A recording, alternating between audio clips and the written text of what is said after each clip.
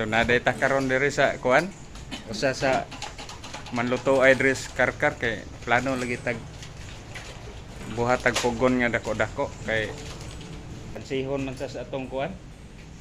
Atong oras kung gamay atong pugon. Mo ni dagko kay lang pugon diri. Mo ni lang pugon. Mo ni lang pugon mga idol.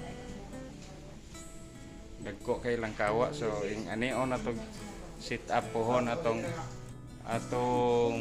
pugon na nilang chicharon mga idol. So nata diri dako kay kawa mga idol. So moso di siya 200 kilos. 200 kilos mga idol. So, plano pa ni nato mga idol nga magkuan sa kuan. Pugon nga dako. Mao ni lang ko sumnuranan dako kayo.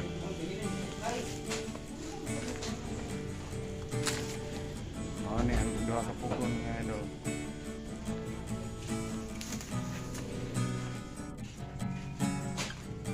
Ano itong buhaton pugon? Kay rekan sita sa kuan panahon na to gamay ra tong pugon, gamay ra tag mahimo